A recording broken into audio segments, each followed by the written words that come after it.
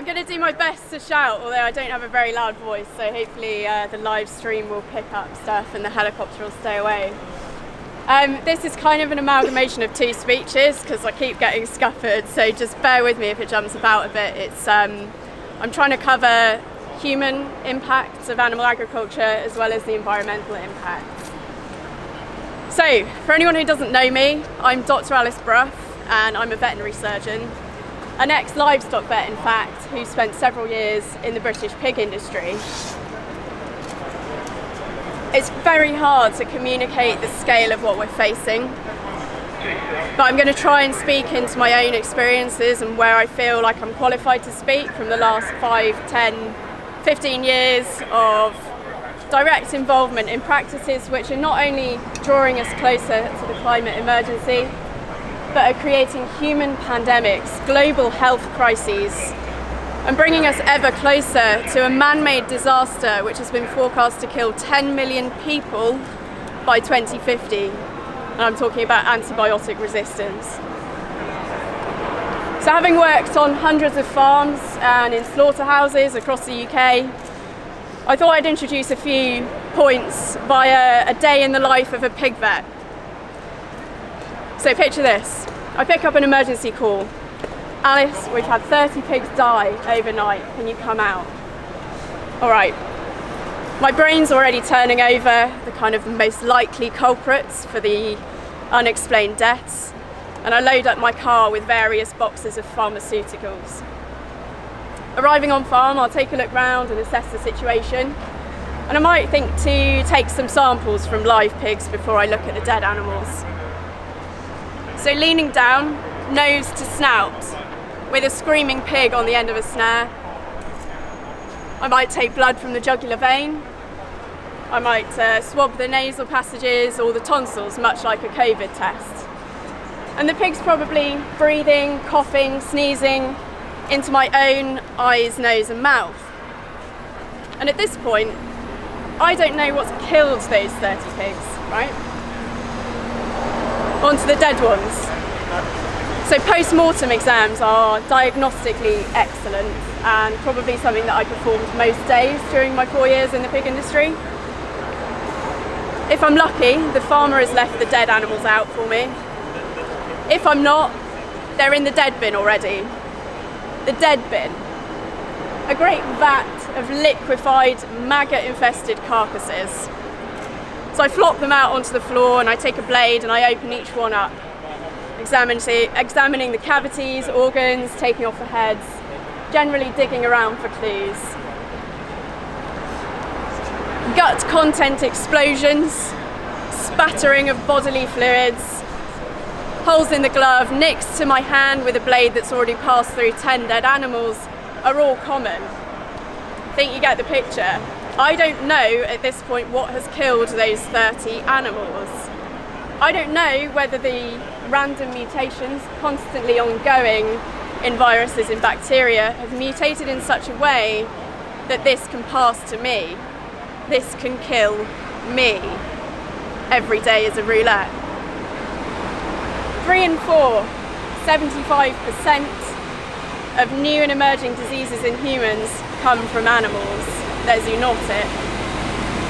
And there are viruses in livestock that can wipe out an entire herd. 100% mortality. One such virus in China has wiped out 50% of their industry over the last couple of years. And that equates to the entire world's population of pigs put together in 2 years. Imagine if that jumped hosts. There are viruses that make mothers abort or give birth to deformed babies. There are viruses in poultry, our most consumed animal globally and in the UK, that have a 30 to 60% mortality. Influenza viruses, so common and so diverse, that mutate so quickly that we have to update human vaccines every year. The worst pandemic known to man was an influenza virus thought to have originated on a US poultry farm, the Spanish flu, and it killed 50 million people. We have got off, and I cannot stress enough, incredibly lightly with COVID-19. It has an approximate mortality rate of 0.5%. I wouldn't even bother checking for that in a pig herd. I probably wouldn't even notice it in amongst the standard respiratory disease. And to give you a bit of context, standard mortality, average mortality rate pre-weaning in pigs in this country is 12%. Post-weaning to slaughter at 6 months is a further 4%. Scale that up to a global human population, that is 1.2 billion deaths annually before adulthood. So, to combat this normal death rate in pigs, most days I was putting mass treatments of antibiotics through water systems and signing off medicated feed scripts. Because the only things that would suffer if I was not to do that would be the pigs. They require these antibiotics to survive a hideous system of our making. Animal farms are perfect breeding grounds for disease, perfect for cultivating pandemics and antibiotic resistance. Excuse me. This is not a Chinese problem. This is not something from which Britain is exempt. To help you envisage where the problem might lie, in this country, legal and in fact red tractor standard space requirements for a pig of 110 kilos, which is standard slaughter weight, and for reference I'm about 50, so 110 kilos gets 65 centimetres squared, which is about that, total space to eat, drink, sleep, socialise, urinate and defecate. This is why we're in an antibiotic crisis. What you see plastered all over the news in farm exposés represents the majority rather than the minority, and anyone who hasn't looked online at any of them, just check out Viva, Animal Equality, and you'll see where the problem lies. And it's getting worse rather than better. JBS, a Brazilian meat giant, now owns around 30% of the UK pig and poultry market. A Brazilian meat giant. What do you think those animals are being fed? This one single company produces half the carbon emissions of fossil fuel giants like Shell and BP, and I'll come back to that in a minute. But pigs and poultry, our most consumed animal, they don't eat grass. What they do eat is soya grown in the ashes of a destroyed Amazon rainforest. They eat grains, pulses, beans, perfectly balanced vitamins and minerals, fish meal. Fish meal. Around 20 million tonnes annually of fish are ground up and fed to livestock and farmed fish. The animals that we use have been manipulated to such an extent that they are now Frankenstein monsters. Pigs grow at over 1 kilo a day in their peak. Chickens reach slaughter before 6 weeks old, unable to walk. A lactating mother pig will eat up to 16 kilos of high quality feed a day. And a lactating dairy cow will drink over 150 litres of fresh water every single day. We drink about 2. Meanwhile, 800 million people are malnourished. 8,000 children starving to death every day. But somehow we can provide adequate nutrition, fresh water and comprehensive healthcare to the 76 billion land animals that we slaughter every year. It's an abomination. This is a human rights issue, as well as animal rights and an ecological issue. If we care about monocropping, pesticides, bees, soil structure, the general continuation of the human race, animal agriculture is where we need to start looking for answers. As I mentioned before, one meat company produces half the carbon emissions of Shell, where we were all protesting yesterday. And there are some strong parallels to be drawn to the fossil fuel industry. 40 years ago, scientists were trying to tell us that they were causing climate change. But when big companies are financially threatened, and just as an example that I'm aware of, the pig industry in the UK is worth £14 billion. When they're threatened, they turn their millions to covering it up, to producing confusing, contradictory information, funding dodgy studies and media articles. Think how many different headlines we've seen on red meat and cancer, for example.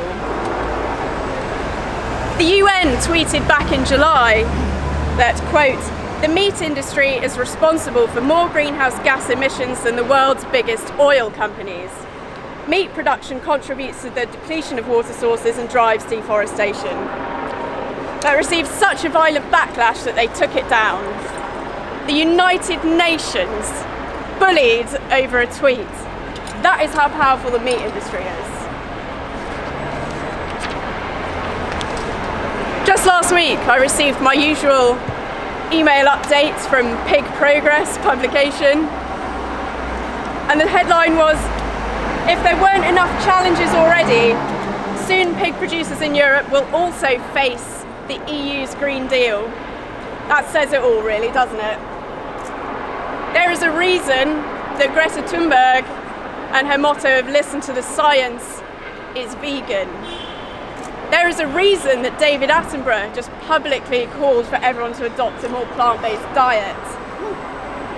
Please, I urge you to think about what it is that's preventing us from removing these very real and completely unnecessary risks to human health and planetary health. Is it our own pleasure? Tradition? Is it just something we've always done or been told that we should do? Who is it that's instilling these values in us? Is it the industries trying to sell a product? Is it the government lobbied by those very industries? Is it the media?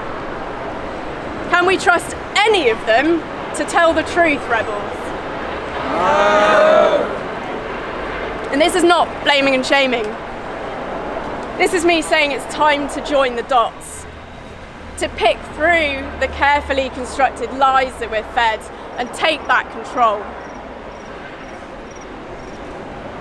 Even if you don't care about the unfortunate few species that we've enslaved for our own use, though I can tell you that it is heart-stoppingly awful to witness what we do to them. By the fact that we're all here, I know that we all care about wildlife, natural ecosystems, and I know that we all care about human life. Human and animal rights are inextricably linked, and it goes deep. During this pandemic, we've been offered a view into the lives of slaughterhouse workers, often marginalised members of society, people of colour, migrant workers, those who don't have any other option but to put on the diaper, literal nappies, and stand on a kill floor hour after hour, knowing that hundreds of their workmates have been disproportionately affected by the pandemic. Go to work or you'll lose your job, but also go to work and you might die. This is why we need a just transition to a plant-based food system. We simply cannot address the climate and ecological emergency without first taking this step to a transition. We cannot address injustice and oppression without taking a long, hard look at the great big fucking elephant in the room. I want to leave you with one question. Why take the risk? We rely on planetary health. We rely on the health of the animals inhabiting this planet. We are the animals. We listen to the science on fossil fuels and climate change. That's part of our ethos. I'll maybe wait for the bus. We listen to the science on fossil fuels and climate change. That is part of our ethos.